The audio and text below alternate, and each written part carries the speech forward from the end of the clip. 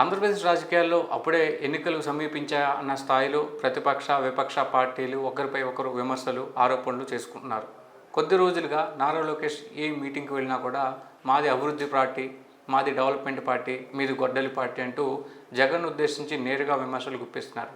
ఎన్నికలకు ఇంకా 2.5 ఏళ్ల సమయానికి ముందే అటు నారా లోకేష్ ఇటు చంద్రబాబు కూడా జగన్మోహన్ రెడ్డి పైన ఆ పార్టీ పైన విమర్శనాస్త్రాలు సంధిస్తున్నారు. జగన్ కూడా ప్రెస్ మీట్ పెట్టి మరి రాష్ట్రానికి సంబంధించిన అంశాలు మాట్లాడుతూనే తన కుటుంబంలో జరిగినటువంటి హత్యలు మరణాల గురించి వాటిని చంద్రబాబు గారికి సంబంధం ఉంది అనే రీతిలో ఆయన మాట్లాడడం జరిగింది. తన తాత హత్యకు గురైనప్పుడు తెలుగుదేశం పార్టీ అధికారంలో ఉందని, చంద్రబాబు గారే ముఖ్యమంత్రిగా ఉన్నారని, వైఎస్ రాజశేఖర రెడ్డి హెలికాప్టర్ ప్రమాదం మృతి చెందినప్పుడు కూడా చంద్రబాబే ముఖ్యమంత్రిగా ఉన్నారని, చనిపోవడానికి 3 రోజుల ముందు అసెంబ్లీకి ఎలా వస్తావో నేను చూస్తానన్న విషయాలు కూడా అసెంబ్లీ రికార్డ్స్లో పరిశీలించాలని జగన్ కోరారు. వాస్తవానికి ఎన్నికలకు 2.5 సంవత్సరాల ముందే ఇదంతా ఎందుకు జరుగుతోంది, ఎందుకు ఇప్పుడే ఒకరిపై ఒకరు ప్రత్యక్షంగా ఈ స్థాయి విమర్శలకు దిగుతున్నారు అనేది చూస్తే కనుక జగన్మోహన్ రెడ్డి వచ్చే ఎన్నికలకు సన్నద్ధమవుతున్నారు.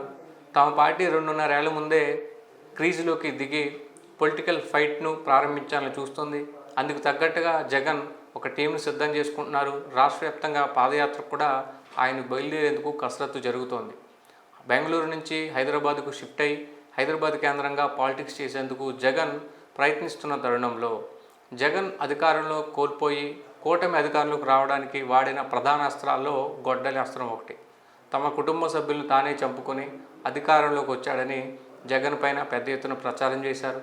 అలాగే వైసీపీ హయాంలో జరిగినటువంటి మరణాలను కానీ హత్యలను కానీ జగన్కు ఆపాదిస్తూ పెద్ద ఎత్తున ప్రచారం జరిగింది. మళ్ళీ జగన్ ప్రజల్లోకి వస్తున్నాడు కాబట్టి అదే జగన్ ఏమాత్రం మారలేదు, లేదంటే అలాంటి జగన్నే మీరు ఓడించారు, సో జగన్కు ఆదరణ లేకుండా చేయాలనేటువంటి ఒక ఇంటెన్షనల్గా లోకేష్ మాట్లాడుతున్నట్టుగా తెలుస్తోంది. జగన్ కూడా తమపై పెద్ద ఎత్తున విమర్శలు వినిపిస్తున్నాయి కాబట్టి లోకేష్ను కూడా కౌంటర్ అటాక్ చేసేందుకు, అలాగే చంద్రబాబును కౌంటర్ అటాక్ చేసేందుకు ఈ రకమైనటువంటి భాష ఉపయోగిస్తున్నారు. ఎందుకంటే రాష్ట్రంలో ఎన్నికలు లేవు, రాజకీయంగా వేడెక్కుతున్న వాతావరణం పరిస్థితి ఏమీ లేదు, రాష్ట్రంలో బై ఎలక్షన్లు కూడా లేవు. కానీ ఇప్పటి నుంచే ఈ నేతలందరూ కూడా ఈ స్థాయిలో విమర్శలకు దిగుతున్నారంటే ఎన్నికల నాటికి ఈ విమర్శలు ఏ స్థాయిలో ఉంటాయో అర్థం చేసుకోవచ్చు.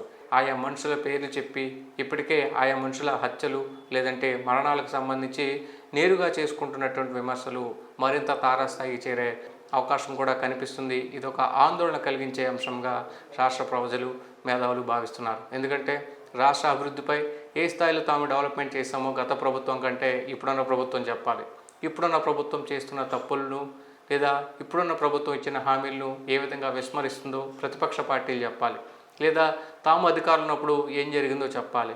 కానీ ఈ కార్యక్రమాలకి అధిక ప్రాధాన్యత ఇవ్వకుండా వ్యక్తిగత విమర్శలకు, వ్యక్తిగత ఆరోపణలకు, దూషణలకు ఇటు అధికార ప్రతిపక్ష పార్టీలు ప్రాధాన్యత ఇవ్వడం అనేది ఒకంత ఆందోళన కలిగించే అంశం.